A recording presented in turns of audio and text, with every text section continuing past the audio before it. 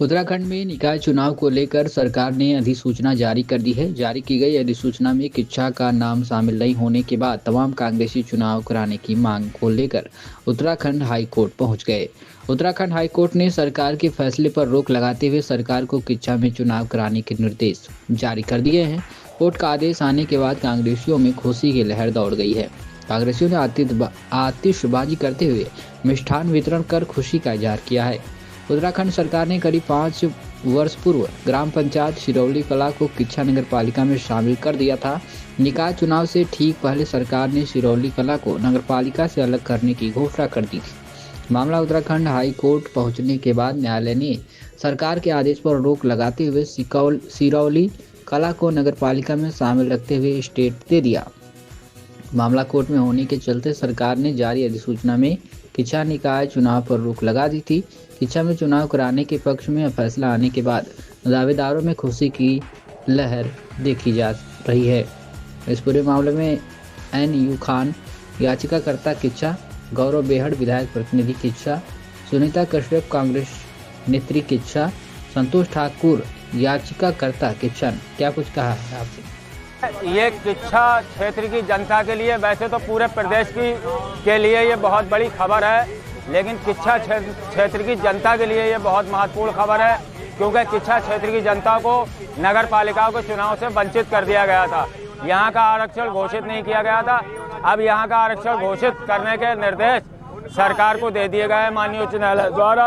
अब यहाँ भी चुनाव हो पाएंगे और यहाँ की जनता भी जो है अब मतदान कर पाएगी, अपना चेयरमैन, अपने वार्ड सभासद चुन पाएगी और विकास कार्य भी जब जनप्रतिनिधि बन जाएंगे तो अनवरत रूप से यहाँ होंगे और यहाँ की जनता को राहत मिलेगी।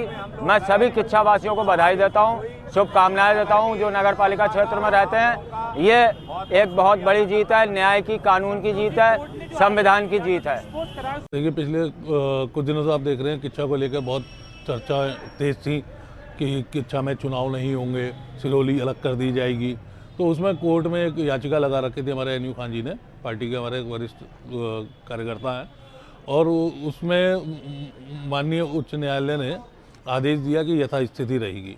उसके बाद सरकार ने पूरे उत्तराखंड में निकाय चुनाव को लेकर आरक्षण करा, मगर किच्छा को वंचित किया।